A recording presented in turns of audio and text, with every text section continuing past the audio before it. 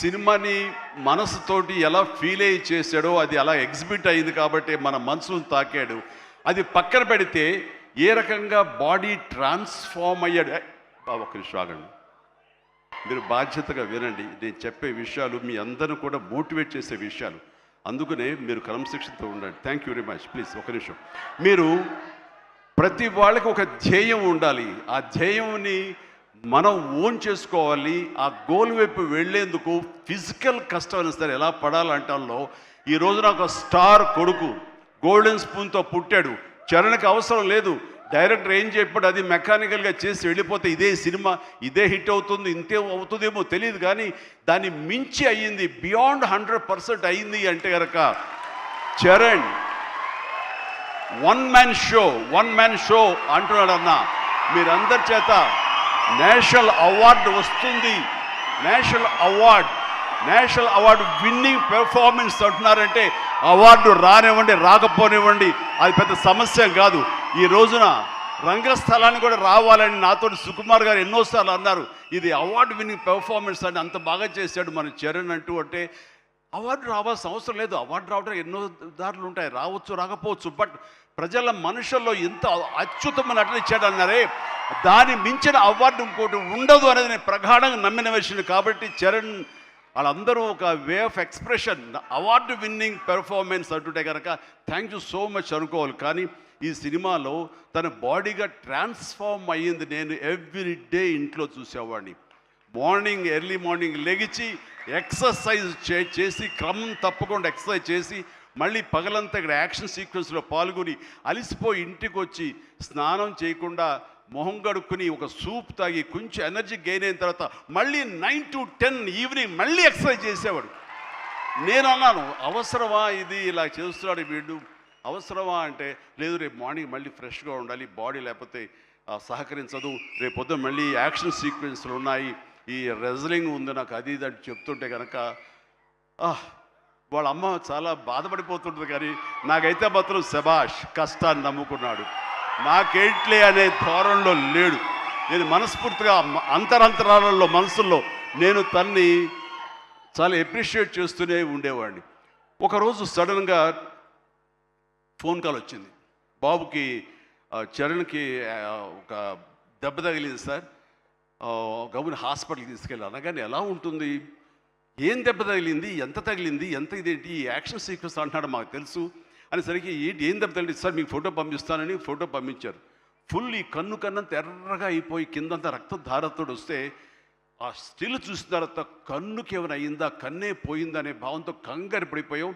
వాళ్ళ అమ్మకు చూపించాలా చూపించకూడదా అని చెప్పేసి, ఏంటంటే ఇది బాబు హాస్పిటల్ చిన్న ట్రీట్మెంట్ అంట, ఏదో చిన్న ఇదంట అని అన్నానే. కానీ ఆ డాక్టర్ మన సుధాకర్ ప్రసాద్ గారు, ఆయన కాస్మెటిక్ సర్జన్, ఆయన చూసి ఆయనతో మాట్లాడిన తర్వాత చాలా అదృష్టం అండి, కన్ను గుడ్డు పోవాల్సింది పోకుండా ఐబ్రోకి కింద నుండి బోన్ దగ్గర అవతల ఒక డ్రెస్లర్ ఒక గుండు వచ్చి హిట్ చేసింది, అది కట్ అయింది కిందంతా, అంతే తప్ప ఇంకేం కాలేదు, అవి ఎలాంటి ఇబ్బంది లేకుండా నేను స్టిచెస్ చేస్తున్నాను అని చెప్పేసి అంటున్నాడు. ఒక 7-8 పడ్డాయి ఫీచర్స్.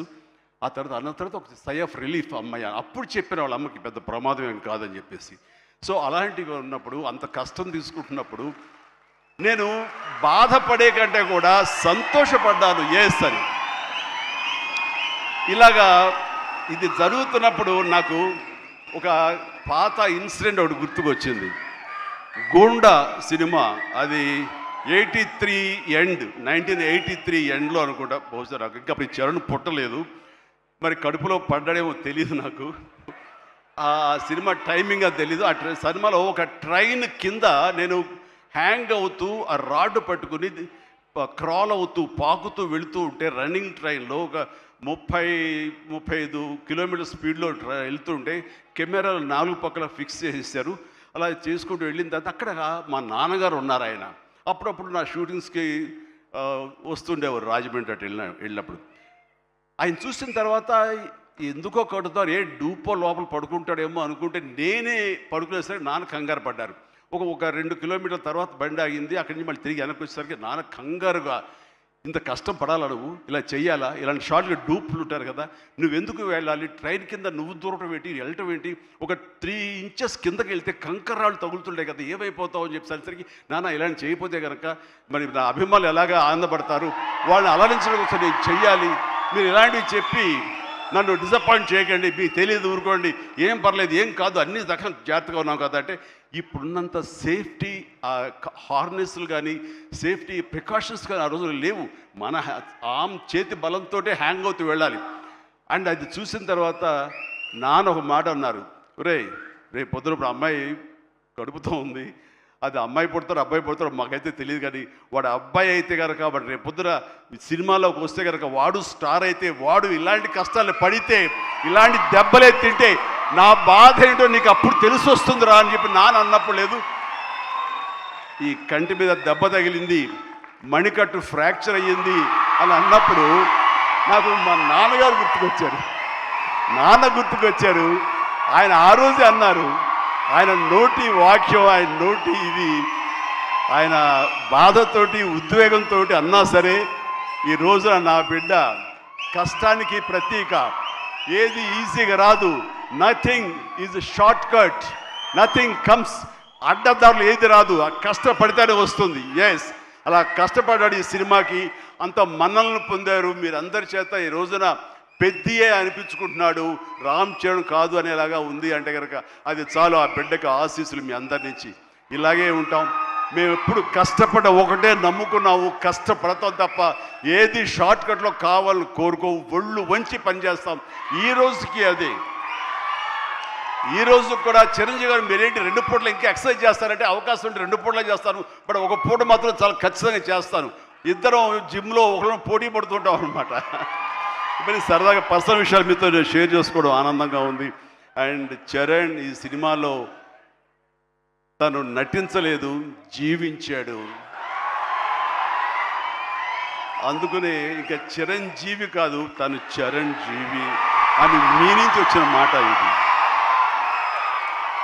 నిన్న కూడా ఢిల్లీలో పిఎం గారు నరేంద్ర మోడీ గారితో పాటు తను కూడా ఒక కాంక్లేవ్లో పాల్గొన్నాడు. రిపబ్లిక్ టీవీ కాంక్లేవ్లో పాల్గొన్నప్పుడు వాళ్ళు కొత్త కాయినేజ్ పెట్టారు, న్యూ ఏజ్ మెగాస్టార్ అని. ఎస్, మనం ఇలాంటి అవకాశాలు నాకు రాలేదు, కానీ చరణ్కి వచ్చింది. చరణ్ దాంట్లో నిరూపించుకుని ఒక అడుగు ముందుకు వెళ్తున్నాడు. కాబట్టి చరణ్ ముందుంచి నేను వెనక ఉండడం అన్నది సబబు, అది కరెక్టు. బిడ్డలు ఎదిగినప్పుడు, బిడ్డలు ముందుకు వెళుతున్నప్పుడు ఆ పొందే ఆనందం అంతా ఇంత కాదు. సో ఈ రోజున ఈ పెద్ది తర్వాత రంగస్థలంలో కొంతవరకు, ఇప్పుడు ఈ పెద్ది తర్వాత పుత్రోత్సాహం అనేది 100% నేను ఫీల్ అవుతున్నాను.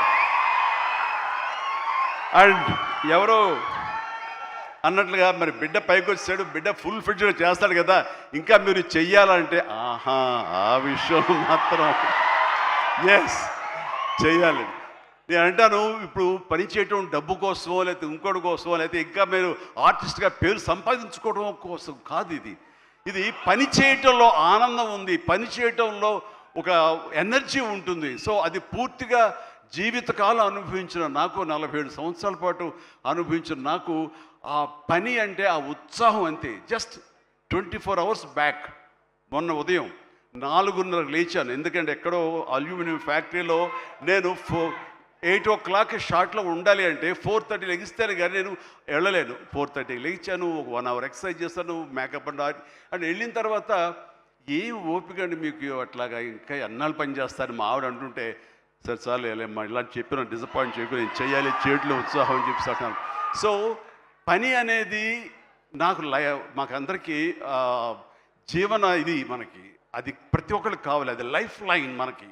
సో పని చేసే విధంగా ఉండాలి. సోంబేరితనం కానీ, చూద్దాంలని పోస్ట్పోన్మెంట్లు కానీ, ప్రొకాస్టినేషన్స్ కానీ ఇవన్నీ కూడా మా దగ్గరికి, మా ఇంట్లోకి రావు, మా గుమ్మంలోకి రావు, మా యొక్క కాంపౌండ్లోకి రావు. అందుకనే అదే కష్టాన్ని తను నమ్ముకున్నాడు, అదే కష్టాన్ని నేను నమ్ముకున్నాను. మా కష్టానికి ప్రతిఫలంగా మమ్మల్ని ఎక్కడో, మీ గుండెలు ఎక్కడో పెట్టారు.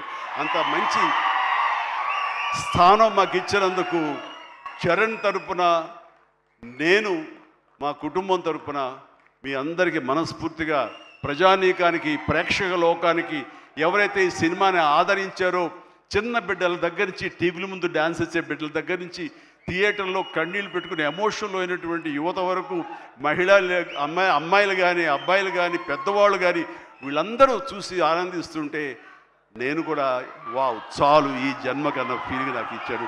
Thank you Charan, love you రా, లవ్ యూ మై గాడ్. ఇక ఈ సినిమాలో ప్రత్యేకంగా చెప్పాల్సింది నెక్స్ట్ జగపతి బాబు గారు. జగపతి బాబు గారు ఆంగికం, ఆహార్యం టోటల్గా మారిపోయింది. అసలు జగపతి బాబు అనే ఆ వాయిస్ వినేంతవరకు నాకు తెలియదు. ఈ సినిమాలో ఒక ఆయువు పట్టులాగా ఉండి, ఒక సోల్ ఆఫ్ ద ఫిలిం అని చేసి తను పెర్ఫార్మెన్స్ తోటి ఆ సినిమా హీరోని, ఎవరైతే పెద్దని మోటివేట్ చేసే విధంగా ఆ క్యారెక్టర్ కన్సీవ్ చేయటం కానీ, ఆ క్యారెక్టర్ని తీర్చిదిద్దిన తీరు కానీ చాలా అద్భుతం. అలాగే ఒక హుందాతనంతో శివరాజ్ కుమార్ ఎందుకు పెట్టారా, ఏముంటుందో అనుకుంటే కనుక, చరణ్ లాంటి ఆర్టిస్ట్ని మీద అజమాయిషీ చేసేవాడు ఎవరైనా ఉండాలి అంటే వాడికి ఒక స్టామినా ఉండాలి, ఒక స్ట్రెంగ్త్ ఉండాలి, ఒక ఇమేజ్ ఉండాలి. అందుకనే శివరాజ్ కుమార్ నాకు సోదరుడు సమానం. తను తీసుకుని ఈ సినిమాలో హుందాతనంతో తన డిగ్నిఫైడ్గా తను చేసి ఈ క్యారెక్టర్కు నిండుదనం తీసుకొచ్చాడు. అలాగే తన అందచందాలతో ఆనాడు మా శ్రీదేవి తనయ జాహ్నవి కపూర్ తన అందాలతోటి, సాంగ్స్ తోటి అమ్మాయి అలరించింది. అండ్ దాని తర్వాత ప్రతి నటులకు పేరు పేరున నా హృదయపూర్వక అభినందనలు తెలియజేస్తున్నాను. తర్వాత ప్రధానంగా ఇక టెక్నీషియన్స్కి వస్తే కనుక రెహమాన్ గారికి ప్రథమ తాంబూలం ఇవ్వాలి. రెహమాన్ గారు ఈ సినిమా ఎలా ఒప్పుకున్నారు, ఏమిటి, ఎలా ఒప్పించాడు, నువ్వే భాషతో మాట్లాడేవని జోక్ చేస్తూ మాట్లాడుతున్నాం. కానీ ఒక మంచి కంటెంట్ ఉంటే కనుక ప్రాణం పెట్టి చేయాలనుకునే ప్రతి టెక్నీషియన్ దాన్ని ఓన్ చేసుకుంటాడు. ఆ రకంగా ఈ కథని పెద్దని ఓన్ చేసుకుని దానికి ప్రాణప్రతిష్ఠ చేసినటువంటి రెహమాన్, దాని సాంగ్స్ ఇచ్చి మేము అందరి చేత ఉత్సాహంగా కేరింతలు పెట్టే విధంగా, ఉత్సాహం డ్యాన్స్ ఇచ్చే విధంగా చేసినటువంటి రెహమాన్ గారికి కూడా సభాముఖంగా నా హృదయపూర్వక అభినందనలు తెలియజేస్తున్నాను. అండ్ ర్యాండీ రత్నవేలు గారు మాకు మన సినిమాలు పనిచేశారు, మా 150కి. అలాగే చరణ్తో కూడా కపుల్ ఆఫ్ మూవీస్ చేశారు. ఆయన టోటల్గా ఇంకొక పెద్ద లోకాన్ని చూపించాడు. ఆయన పెద్ద లోకాన్ని అంటే ఎక్కడ కూడా అది మన హైదరాబాద్ పరిసర ప్రాంతాల్లోనూ మహా అయితే కొంచెం శ్రీలంక దాకా వెళ్ళారు.